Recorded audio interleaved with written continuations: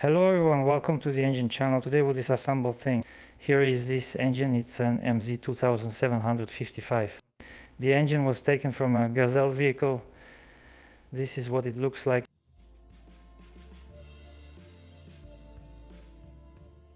This is a UMZ Atomny Zavod engine, specifically in MZ. Well, just to be clear, it's an injector type and this engine is bi-fuel.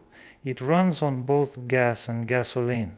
Now the engine's technical specifications will appear.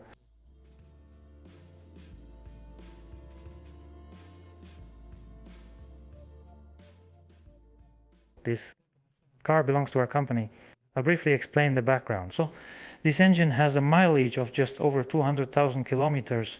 It ran on gas, operated in the city. What happened? At first, one of the valves got stuck. That is, in the third cylinder, I think there was no compression.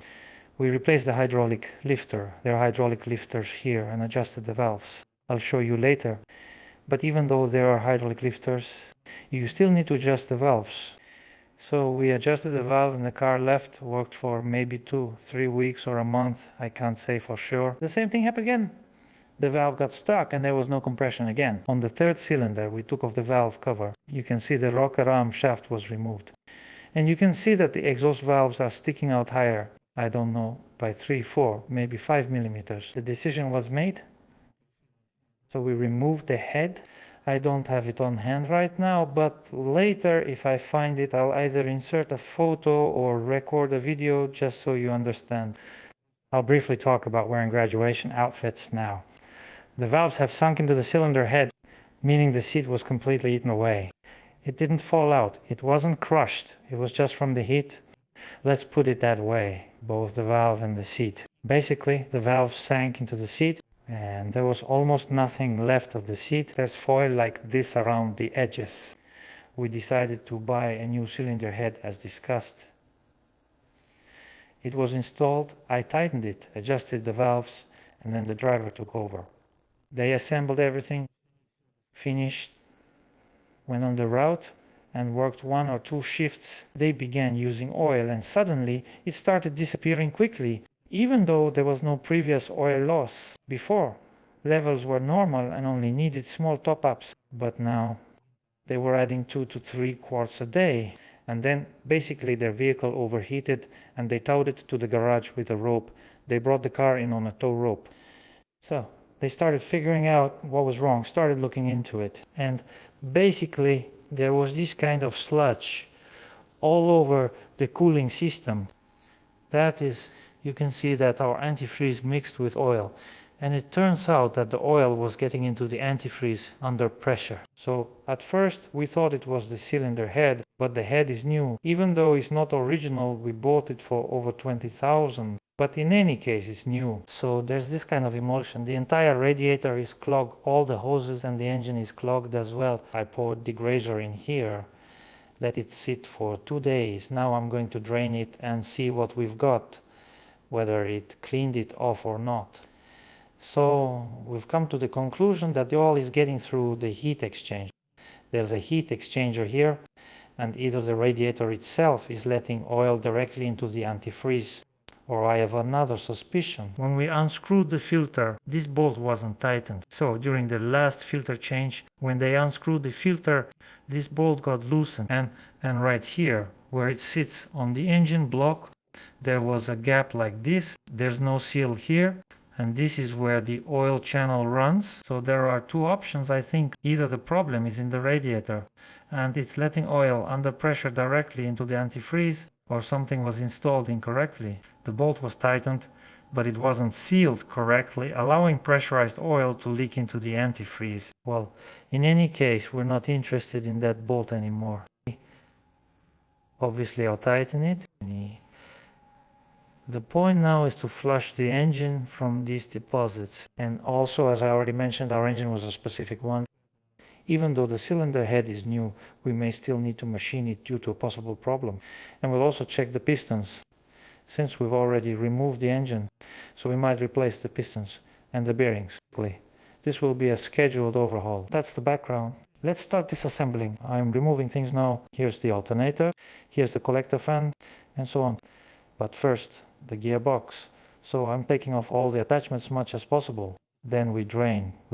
This is my degrazer, which has already been in there for 2 days. Let's see what its consistency is like, what it has cleaned or hasn't cleaned. Then we take apart the whole engine, remove the head, open the oil pan, take out the pistons, and inspect the crankshaft. They ordered all the parts, so that's our scope. Let's begin.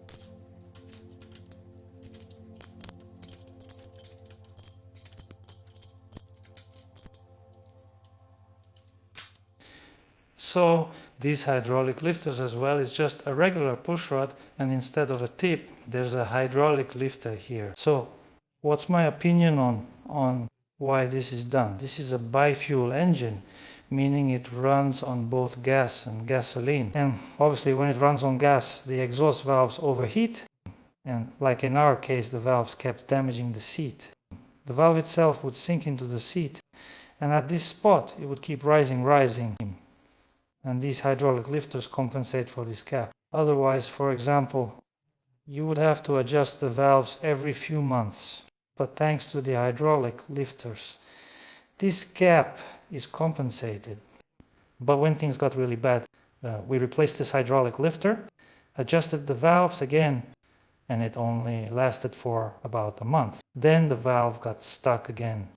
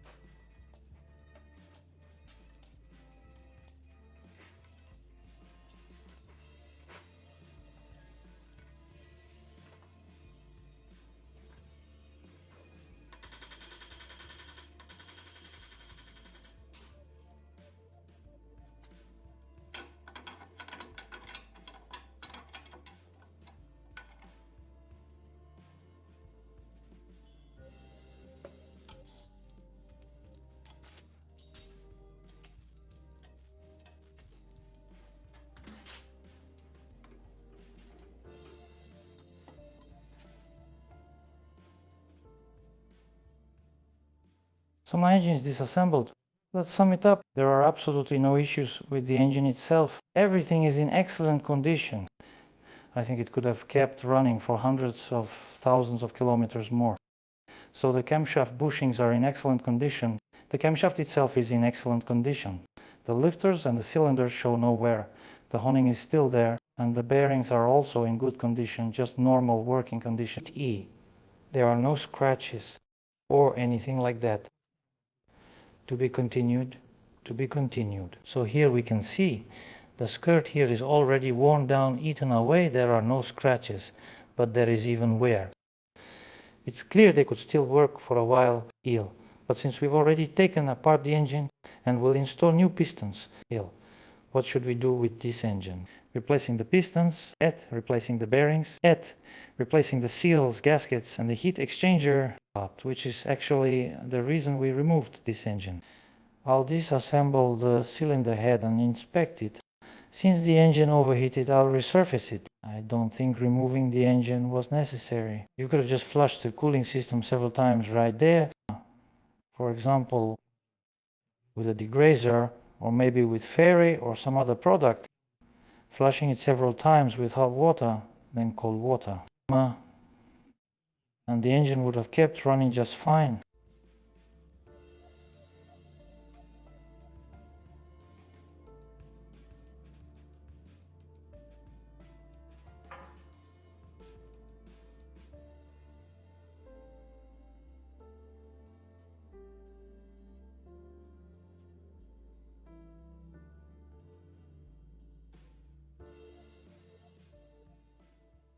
I'm starting to assemble the parts I've already bought.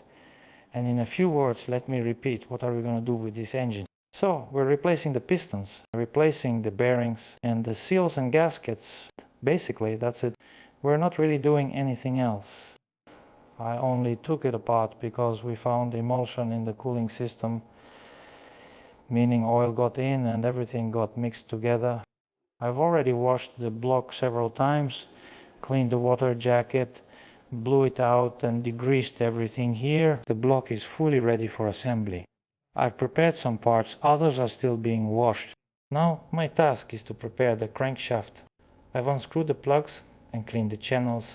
Basically it was clean in there, just a little bit of metal shavings. Sometimes everything here is completely clogged and you even have to knock out, pick out, or even drill out all these deposits.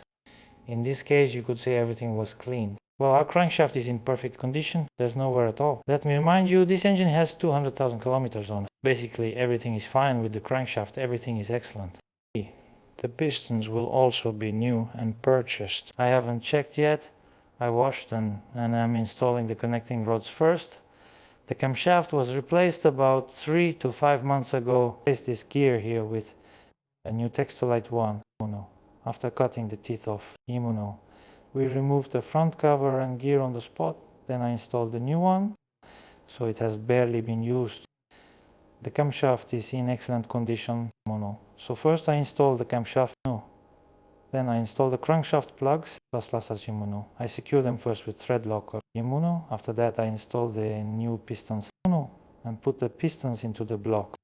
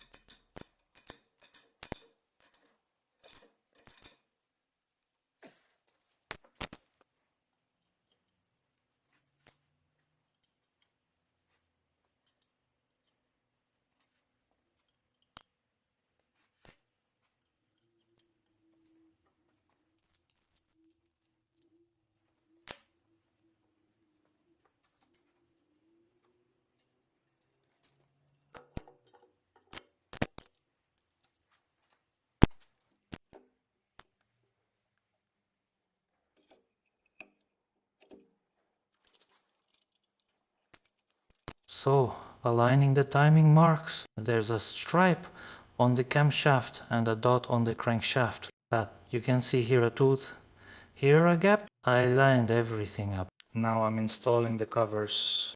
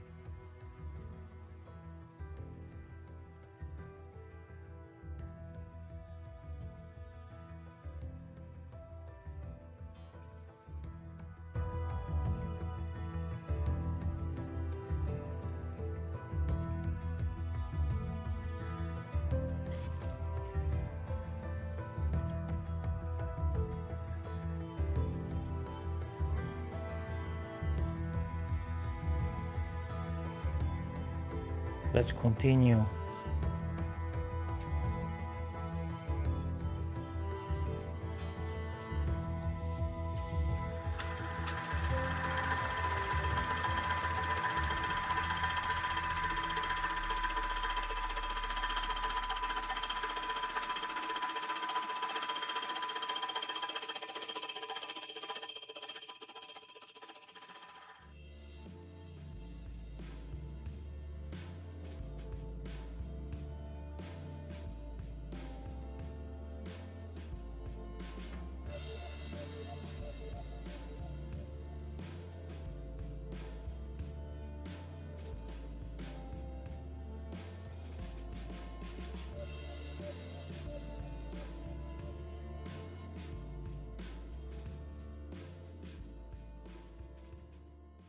I installed the head on the machine, checked it, removed 2/10, but the cutter still isn't touching the middle.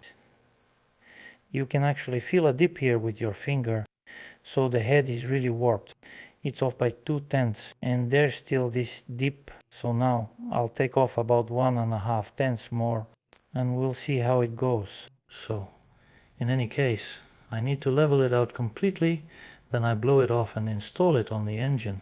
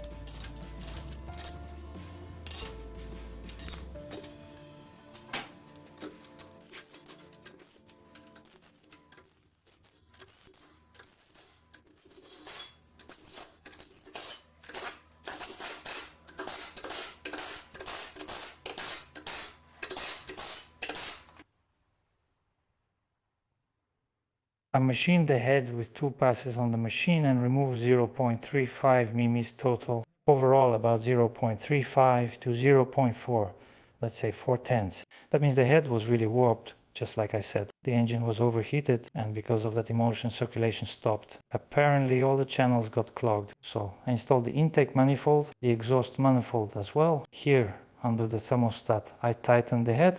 We're tightening to 10 kilograms. And in a crisscross pattern as usual. What else did I do? I closed these covers, but I can't recall if I showed it on camera. No. So now I'm going to install the push rods, rocker arms, adjust the valves, close the valve cover. And here is the bracket for lifting the engine. Here we have the coil installed, and I'll also install the injectors now. I don't remember if I showed this or not. I installed the alternator, the tensioner roller and the belt. I've nearly finished assembling everything. Here are the sensors, the ground wire is attached, and I'm returning everything I removed to its place. I plan to finish the engine today. It might be installed tomorrow or the next day.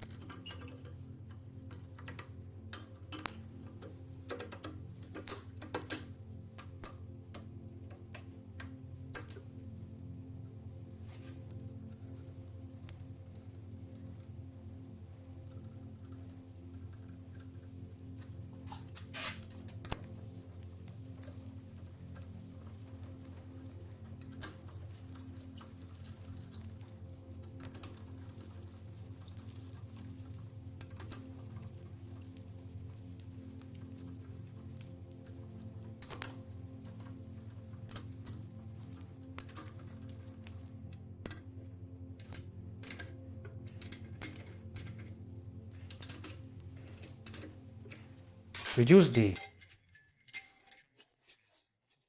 in the first section. So the compression was already set for me. The pistons were at the top. Now I turn it, we see that on the fourth cylinder we have valve overlap. We see one is closing, the other is opening. So our first cylinder is at top dead center, so compression. So we can adjust these two valves, 4 and 6 now. I'll show you how to adjust the valves with a hydraulic lifter. You need to loosen the lock nut completely. Unscrew the screw.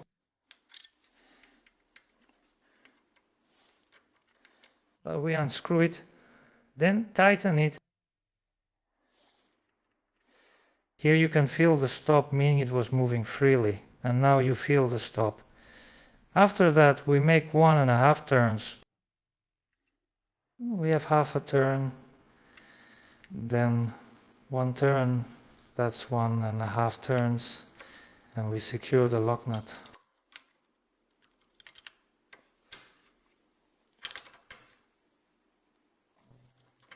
That's it, this valve is adjusted. We also loosen it. We unscrew it and then screw it back in as well. See, it goes smoothly until it stops. Half a turn. 1 turn. 1.5 turns.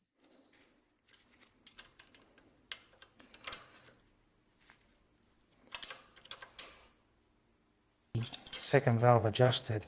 Now onto the fourth.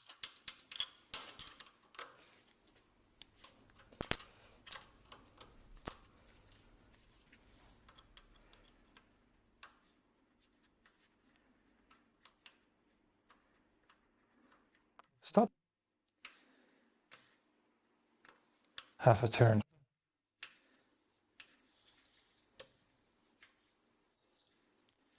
One turn. 1.5 turns.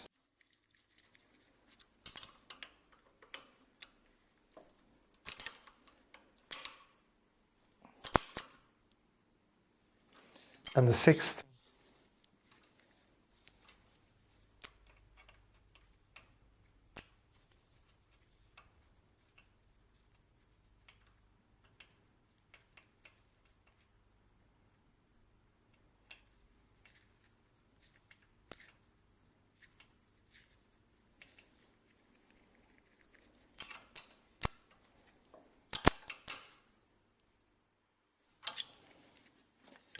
Then the engine turns again, bringing the fourth cylinder to top dead center on the compression stroke.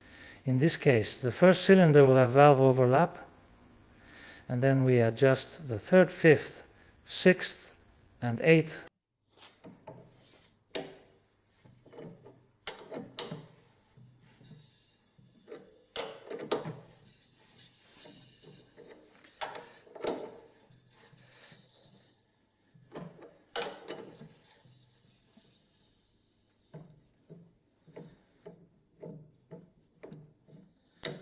Here we see valve overlap on the first cylinder and adjust the other valves.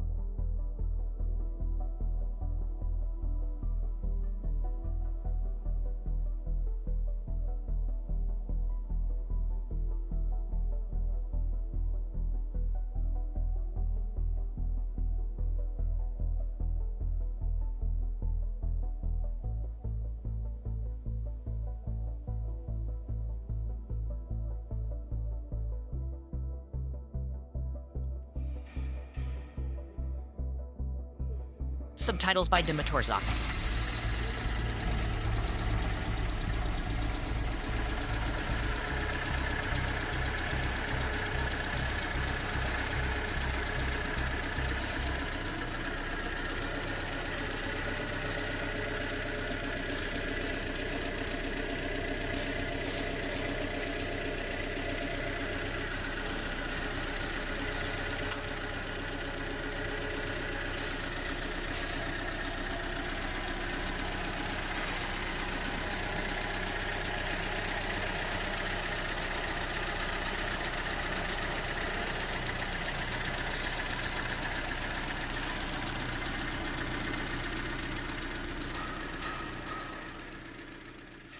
Subtitles by Dimitrorzak. It's been about a month since the repair. The Gazelle runs this route making about 15 trips a day, back and forth, with each trip being around 20 kilometers. So the Gazelle covers that distance in a day, but definitely 250 kilometers overall, about 250 to 300 kilometers, so roughly 5 to 6,000 in total. The engine has already been run after the repair. I didn't manage to record the very first start after the repair. That's just how it happened. And the subtitles were made by Dimitrorzak.